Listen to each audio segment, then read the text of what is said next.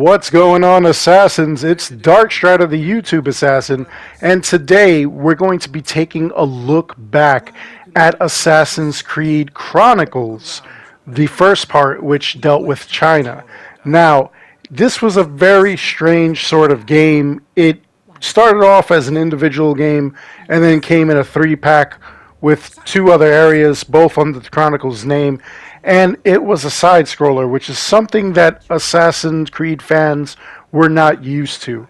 In this one, we play the role of Shao Jun, an assassin who, if you saw Assassin's Creed Embers, which dealt with the end of Ezio Auditore da Firenze's life, she was in there. She was actually an assassin that sought Ezio out. She sought out some training from him in order to help with the Huns and whatnot. And he initially was kind of leery training her. He really didn't want to. He was more concerned with his family. He literally left this life behind. He was no longer the Grandmaster or anything. All he wanted to do was just raise his family and live with them.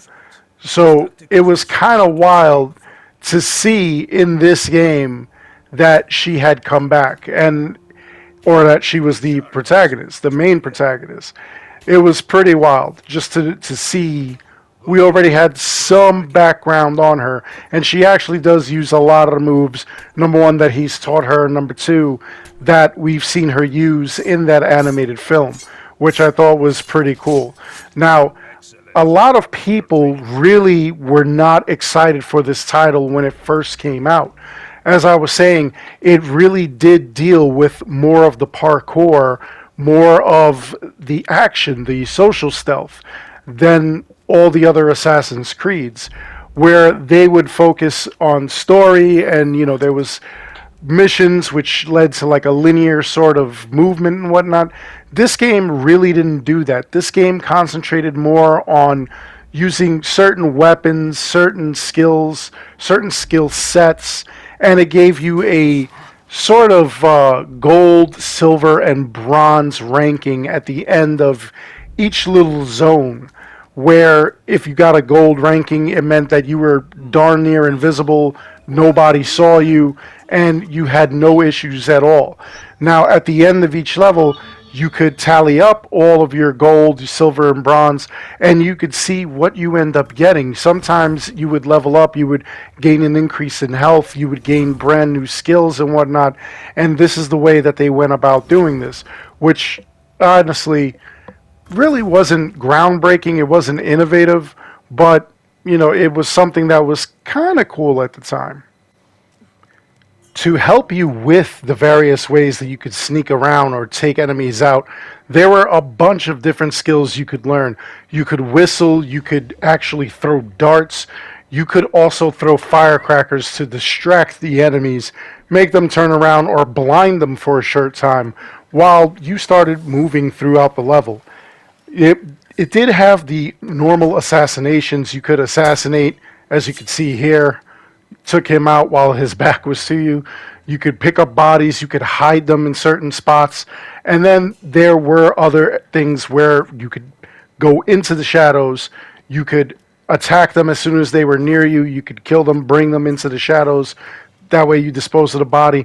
You could also do things like ledge assassinations, air assassinations, things of that nature, but overall it wasn't, or it didn't feel like an Assassin's Creed game.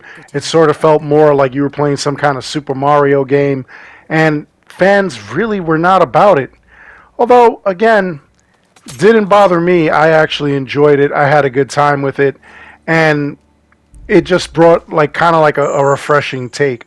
Now, it was part of a series.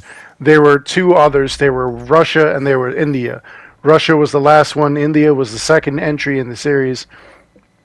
And those also very ill received.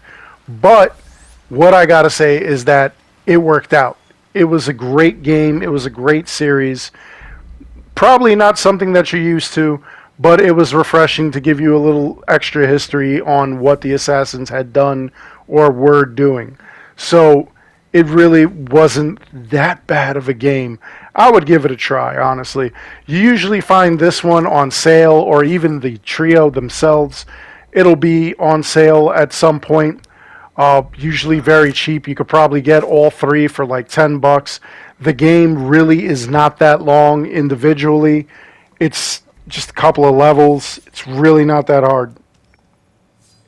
Shao Jun's mission in this one is that she goes through, I want to say like 4 areas, 5 possibly, and she kills the enemies one by one, which are supposed to be like the Templars, and then she'll kill her final target. Afterwards, you'll see the ending where, like years later, she becomes the assassin mentor for China. She's rebuilt the Brotherhood, and she plots the assassination of the Jiajing Emperor. Now, in this one, all of her brothers and sisters of the Brotherhood are actually taken out in China. She's the last one. Again, she rebuilds it. And it's pretty wild how she does it. It's pretty wild to see the levels. The levels are kind of huge for a side-scroller game, for something that isn't linear. There are collectibles in it, as you keep seeing. I keep collecting fragments of the Animus. And there are a lot of different ways to kind of travel and get through these levels. You have to go, squeezing through passages. You have to go over things. You get to go under things. It's pretty wild. You definitely want to avoid detection. And again, if you are detected, you can fight them, but you get the higher scores at the end if you are undetected. And if you don't openly fight these guys, you have to kind of hide, and that's the way to do it.